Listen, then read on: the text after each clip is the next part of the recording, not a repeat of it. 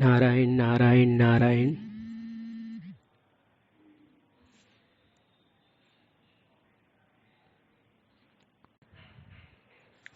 दृष्टांत बेलमा फकीर और काजी का अपने पैर पर कुल्हाड़ी मारना।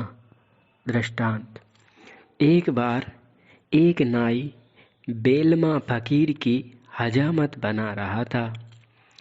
किंचित असावधानी बस छुरी से तनिक खाल कट गई तो बेलमा ने उसे एक जूता मारा। नाई ने काजी के पास जाकर फरियाद की। काजी ने बेलमा को बुलाकर कहा कि तुमने अनीति की है, अतः नाई को राजी करने के लिए तुमको 8 आने पैसे देने पड़ेंगे। बेलमा ने कहा कि यदि एक जूता मारने का 8 आना दंड हुआ तो यह लो 1 रुपया, और मेरे पास खुले पैसे नहीं है, तुम दोनों 8-8 आने बांट लेना। यह कहकर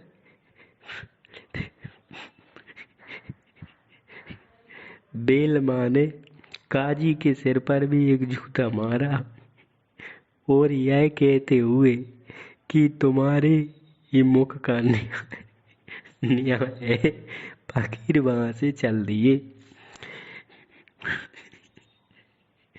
वैसे ही यहाँ भी हुआ। पंडित को गधे पर चढ़ाकर नगर में घुमाया जा रहा था। स्वयं श्री जगन्नाथ भगवान बहुत से बालकों को संग लेकर पीछे पीछे ताली बजाते हुए हुर्रू कुर्रू बोलते जा रहे थे। यथा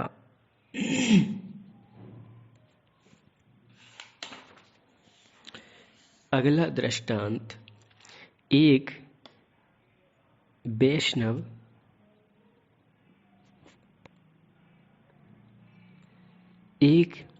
अवैष्णव नारी का। साधु को स्वाद से क्या। एक महात्मा।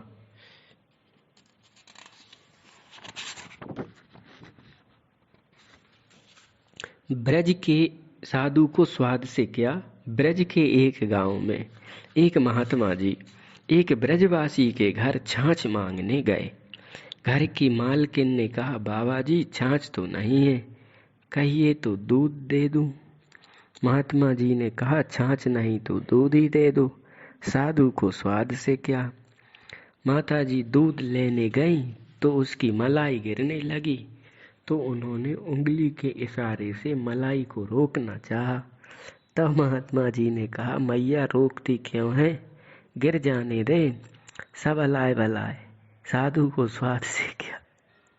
ब्रजवासिन मैया ताड़ गई कि बाबा की ताल पट्टी बोली देखो, निपूते बाबा को छाछ की जगह दूध मिल रहा है और मलाई को अलाय बलाय कह रहा है, ऊपर से बहरा के दिखा रहा है कि साधु को स्वाद से क्या। अगला दृष्टांत एक अवैष्णव नारी का। अनमोल संबंध पर। किसी गांव में एक भक्त जी रहते थे। वे संतों की खूब सेवा करते थे, अतः उनके यहाँ संतों का आवागमन बना ही रहता था। परंतु उनकी पत्नी बड़ी ही कर्कश थी। वह संतों को देखकर जला करती थी,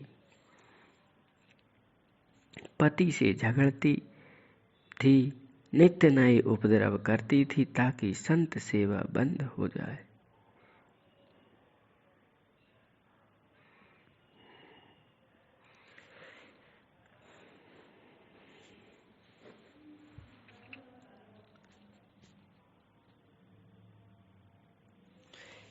दृष्टांत एक पंडित जी का। एक पंडित जी बड़े सीधे साधे सरल स्वभाव के थे, परंतु उनकी पत्नी सर्वथा प्रतिकूल आचरण वाली थी।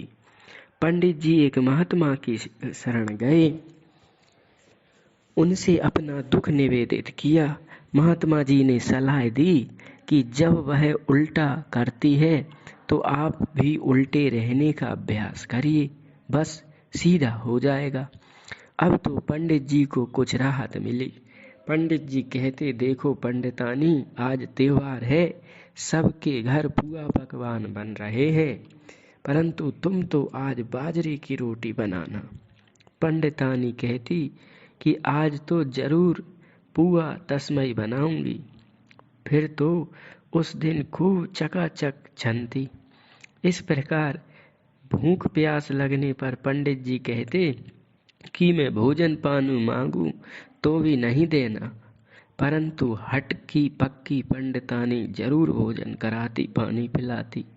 लेकिन यदि तनिक सा भी पंडित जी कहने में चूक जाए तो उल्टा पड़ जाता। अंत में पंडित जी ने यह निश्चय किया कि ऐसी पत्नी से पिंड छूट जाए तो अच्छा है। संयोग की बात, एक दिन पंडितानी का भाई घर पर आया। पंडित जी ने कहा, देखो पंडितानी, कहीं भाई के साथ मायके नहीं चले जाना।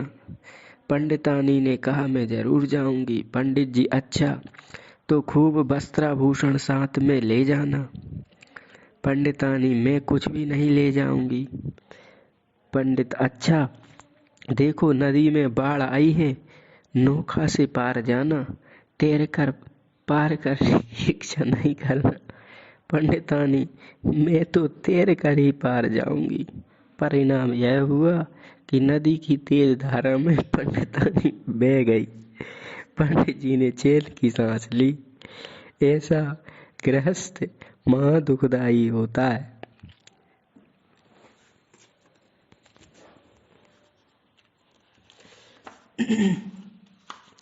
अगला दृष्टांत। एक दृष्टांत एक ब्राह्मण का।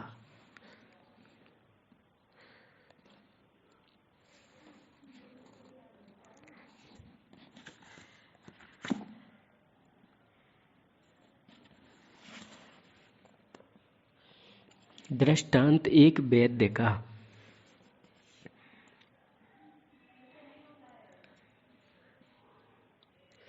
दृष्टांत एक वैद्य का। नीम हकीम। एक गांव में एक वैद्य जी रहते थे। किसी पोथी से दवाओं के 10-5 नुस्खे सीख लिए थे। नाड़ी आदि का कुछ ज्ञान नहीं था, केवल अटकल से दवा करते थे। रोगी अपने भाग्य से मरे अथवा जिए, उसके साथ एक सेवक रहता था। एक दिन वैद्य जी किसी के घर इलाज करने गए। रोगी की नाड़ी देखकर बताए कि इसने संतरा खा लिया है। बात सत्य थी, अतः वैद्य जी का निदान सुनकर रोग दंग रह गए, बड़ी प्रशंसा किए। फिर तो वैद्य जी ने खूब पैसा ऐंठा। रास्ते में सेवक ने भी सराहना करते हुए पूछा, वैद्य जी, इतना अनुभव आपको कैसे प्राप्त हुआ? वैद्य जी ने कहा, अरे भाई, वहीं खाट के नीचे संतरे के छिलके पड़े थे, बस अंदाज लगा कर कह दिया। नाड़ी वाड़ी हम कुछ नहीं जानते। सेवक ने सोचा कि इस प्रकार से अंदाज से दवा तो हम भी कर सकते हैं, दवाएं तो हमें बहुत सी मालूम है। फिर तो क्यों वैद्य जी की झोली ढोऊं। बस घर जाकर उस सेवक ने भी अपनी बेदनी का ताना बाना फैलाया। उसे भी जहां तहां लोग ले जाने लगे। उसने भी अटकल से दवा देना शुरू किया। एक जगह बुलाया गया तो रोगी की खाट के नीचे भूसा पड़ा देखकर उसने नाड़ी देखकर झट कह दिया कि इसने भूसा खाया है। यह सुनकर लोगों ने उसका बड़ा उपहास किया। उस दिन से उसकी पोल खुल गई। खुल जाने से सब लोग उसे नीम की कतरे जान कहने लगे।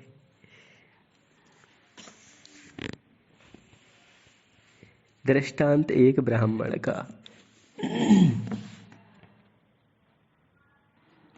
मानसी सेवा पर। एक ब्राह्मण को पुत्र होते मर जाते। इससे वह बहुत दुखित रहता। एक बार उस गांव में संतों की जमात आई। ब्राह्मण ने संतों के चरणों में गिरकर अपना दुख कह सुनाया। संतों ने कहा, तू पानी के बुलबुले के समान जन्मने मरने वाले जीव के लिए क्यों रो रहा है? श्री कृष्ण से प्रेम कर। लाड़ लड़ा। ब्राह्मण को संत का उपदेश बैठ गया। उसने संतों से भगवान की सेवा विधि पूछी। संतों ने ब्राह्मण की दीन दशा देखकर मानसिक सेवा का उपदेश दिया। अब वह ब्राह्मण नित्य प्रति प्रातः काल से लेकर सायंकाल तक भगवान की मानसी सेवा करने लगा। एक दिन वह मानसी में खीर बना रहा था। खीर गाढ़ी होते देख जल्दी के मारे मानसी में ही उसने बिना तल गहना के हाथ से ही कढ़ाई उतारी। कढ़ाई अत्यंत तप्त होने के कारण उंगलियों में प्रत्यक्ष छाले पड़ गए। जल्दी से रखने में थोड़ी खीर झलक पड़ी। भगवान विष्णु हंस गए। श्री लक्ष्मी जी ने हंसने का कारण पूछा तो भगवान ने ब्राह्मण की खीर का पूरा वृतांत बताया। श्री लक्ष्मी जी को आश्चर्य हुआ। तब उनके विश्वास के लिए भगवान ने अपने पार्षदों से कहा कि अत्यंत शीघ्र उस ब्राह्मण को संदेह वैकुंठ लेवा लाओ। पार्षद तुरंत ही ब्राह्मण को भगवान के समक्ष उपस्थित कर दिए। भगवान ने श्री लक्ष्मी जी को ब्राह्मण का हाथ दिखाया। लक्ष्मी जी ने देखा सचमुच ब्राह्मण का हाथ जल गया था। फिर तो उसकी सच्ची मानसी भावना पर रीझ कर सदा सदा के लिए वैकुंठ में ही बसा लिया। मानसी सेवा के संबंध में विशेष देखिए पूर्वार्ध भागवत का 2 स्कंद पृष्ठ 17। मानसी सेवा में केवल मनोमय उपकरणों से ही भगवान की अर्चा की जाती है। अतः सर्व साधनहीन एवं व्यय के भय से सेवा से दूर रहने वाले लोगों के लिए मानसी सेवा सर्वोत्तम साधन है। साधन सर्वश्रेष्ठ और व्यय कुछ नहीं। अतः मानसी सेवा में कृपणता नहीं करनी चाहिए। दृष्टांत कृपण बणिक का। एक बनिया बड़ा ही कंजूस था। उसके जीवन में चमड़ी चली जाए पर दमड़ी ना जाए, यह कहावत अक्षरांश चरितार्थ होती थी। जीवन के अंतिम दिनों में उसे अपने परलोक की सुधि आई। इसके लिए वह बहुत से पंडितों को, संतों, महंतों को अपने पास गया और उसने पूछा कि महाराज, आप लोग कृपा करके मेरे उद्धार का कोई साधन बताएं। धनवान जानकर सब लोग उसे दान, पुण्य, यज्ञ, सदा व्रत, धर्मशाला, पाठशाला आदि की सलाह देते, परंतु ये सब साधन अर्थसाध्य होने से उसे पसंद नहीं आते।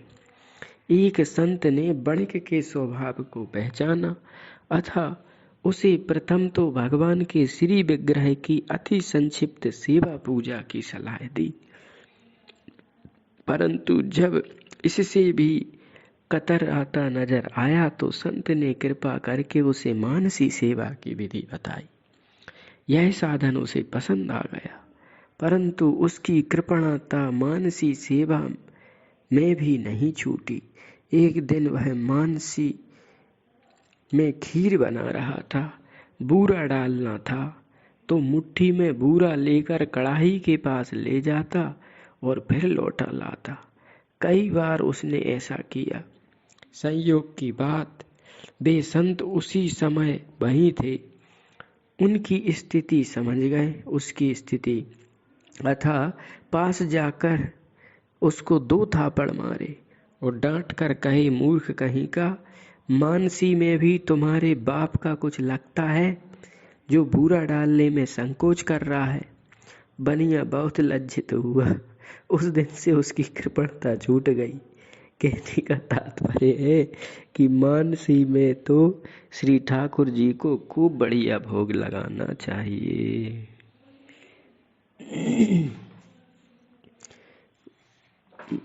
मन के लड्डू तो क्यों कंजूसी करना। दृष्टांत एक शेर का। दृष्टांत एक शेर का, ये भी मानसी सेवई में। एक बार एक शेर के पंजे में बहुत बड़ी फंस गई, जिससे वह बेचैन हो गया। मारे पीड़ा के उससे चला फिरा नहीं जाता था। भूख प्यास के मारे वह शेर छटपटा रहा था तथा बारंबार पृथ्वी पर अपना पांव पटक रहा था। एक व्याध ने शेर की व्याधि को पहचाना और साहस करके उसके समीप जाकर बाण की अनी से नोक से उसके पांव में लगी फांस को निकाल दिया। शेर को आराम मिला। वह तुरंत कृतज्ञता भरी दृष्टि से व्याध को देखता हुआ अपने आहार की खोज में जंगल में चला गया। कुछ दिन बाद उसी व्याध को किसी बहुत बड़े अपराध में प्राण दंड की सजा दी गई और आदेश हुआ कि उसे जीवित ही जंगल में शेर के आगे छोड़ दिया जाए। संयोग की बात, जल्लादों ने उसे उसी शेर के आगे छोड़ा जिसकी उसने पहले फांस निकाली थी।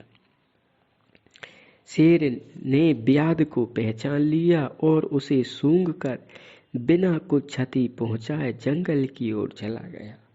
इससे सिद्ध होता है कि पशुओं में भी कृतज्ञता का भाव होता है। फिर संत तो बड़े, भगवत जन तो बड़े कृतज्ञ होते हैं। दृष्टांत एक सब पक्ष का।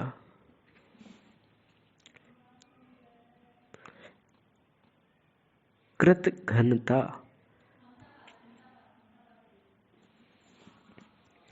कृतज्ञता के बाद कृत घनता पर दृष्टांत। एक बार एक सबपच मनुष्य की खोपड़ी में कुत्ते का मांस ले जा रहा था और आगे आगे पानी छिड़कता जा रहा था। एक सज्जन ने देख लिया तो उन्हें बड़ा आश्चर्य हुआ कि अपावनता की अवधि तो वह स्वयं है।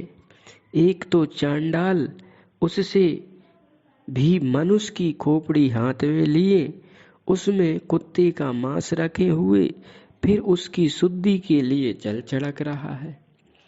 उससे नहीं रहा गया, चांडाल से पूछ ही बैठे। तब उसने कहा कि मैं इस डर से जल छिड़क रहा हूँ कि कहीं इसी रास्ते में कोई कृतघ्न अथवा गुरुद्रोही अथवा विश्वासघाती ना हो, क्योंकि कृतघ्न, गुरुद्रोही और विश्वासघाती ये बहुत बड़े पापी हैं। इस दृष्टांत से सिद्ध होता है कि तीनों महद अपराध हैं। किसी के साथ बेवफाई करना, गुरु हित करने वाले गुरु से द्रोह करना और विश्वासघात करना, अतः इससे बचना चाहिए। दृष्टांत एक पुजारी का। गुप्त पाप पर दृष्टांत। पुजारी ने श्री जी की नथ का बहुमूल्य मोती अपनी पत्नी की नथ में लगा दिया और श्री जी की नथ में नकली मोती लगा दिया। इस अपराध से उसे प्रेत होना पड़ा। एक महात्मा जी ने श्रीमद् भागवत सुनाकर उसका उद्धार किया। अवतार विदित श्री नित्यानंद जी, श्री बलराम जी एवं श्री कृष्ण चैतन्य जी साक्षात श्री कृष्ण के अवतार हैं।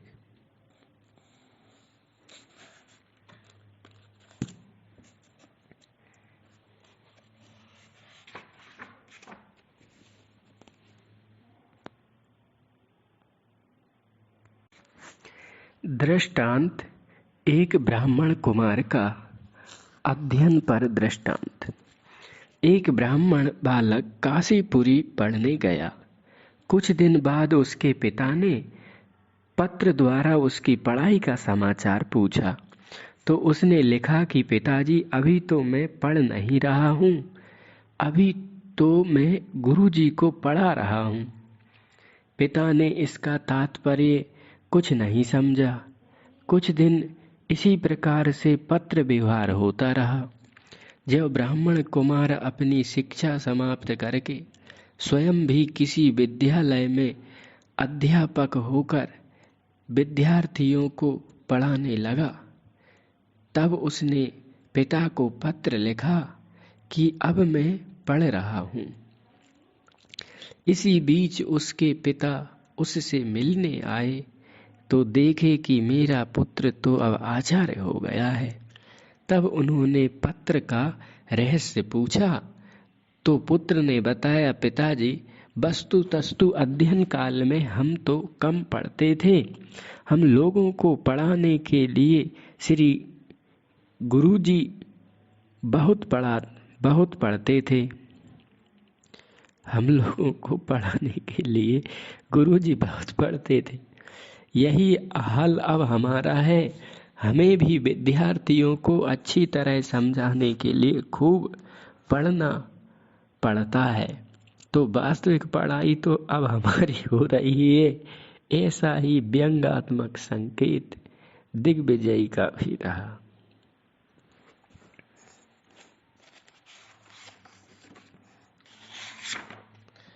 अगला दृष्टांत श्री राम सखे जी का सेवा निष्ठा पर दृष्टांत। आप अपने श्री शालीग्राम भगवान का बटुआ ग्रीवा में झुलाए रहते थे। एक बार कुएं से जल निकालते समय किंचित असावधानी बस श्री ठाकुर जी कुएं में गिर गए। आपको बड़ा दुख हुआ। उस समय आपने भगवान के विरह में बहुत से पद गाए। कहते हैं कि जब आपने अत्यंत व्यथित होकर यह दोहा कहा कि अरे शिकारी निर्दयी करिया नृपति किशोर, क्यों तरसावत हो जिया राम सखे चित चोर। वाह! कुआं तुरंत जल से लबालब भर गया और श्री शालीग्राम भगवान जल पर उतरा कर तैरने लगे। आपने उठाकर हृदय से लगा लिया।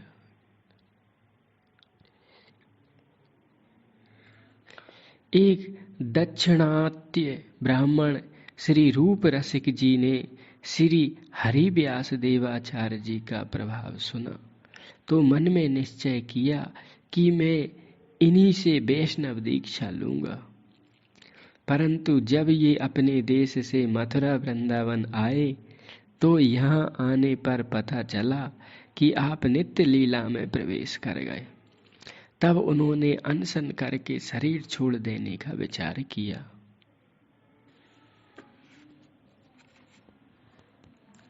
यह दृष्टांत भक्तमाल के द्वितीय खंड में आए हैं जो यहाँ बताए गए हैं। आप सभी को, आप सब में बसे भगवान को सादर प्रणाम। हरि ओम तत्सत, हरि ओम तत्सत, हरि ओम तत्सत। सच्चिदानंद भगवान की जय।